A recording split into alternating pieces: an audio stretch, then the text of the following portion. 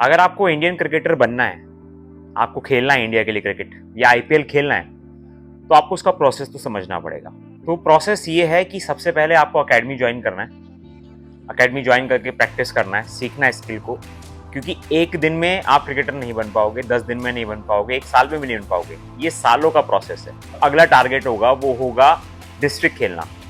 अब डिस्ट्रिक्ट खेलने के लिए आपको सिर्फ अकेडमी में प्रैक्टिस नहीं करनी, आपको मैचेस भी खेलने होंगे, रेगुलर मैचेस खेलने होंगे। आप जो सीख रहे हो अकेडमी में वो आपको चेक करना पड़ेगा मैचेस में जाकर के कि आप कितना सीख पाए हो। एज अ बैट्समैन अगर आप स्कोर करते हो तो आप अच्छा सीख रहे हो।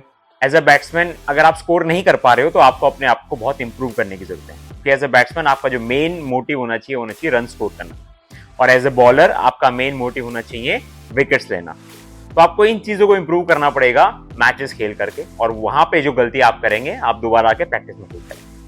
तो ये जब चीजें आप करेंगे रेगुलर, डे बाय डे, तो फिर आपको डिस्ट्रिक्ट के लिए तैयारी करनी है। अपने डिस्ट्रिक्ट के लिए आपको खेलना है, तो आपका पहला जो टारगेट होगा वो डिस्ट्रिक्ट टीम में सेलेक्ट होना होगा। अभी जो सिलेक्शन है ये एज वाइज होता है, अंडर 14, अंडर 16, अंडर 19, अंडर 23 और ओपन कैटेगरी।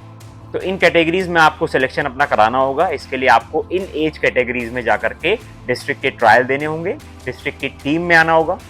जब डिस्ट्रिक्ट की टीम में आप आएंगे और वहां परफॉर्मेंस आप करेंगे तो आप अपने स्टेट की टीम में सेलेक्ट हो जाएंगे, जैसे दिल्ली, बिहार, हिमाचल प्रदेश, ऐसे आप अपने स्टेट की टीम में सेलेक्ट हो जाएंगे।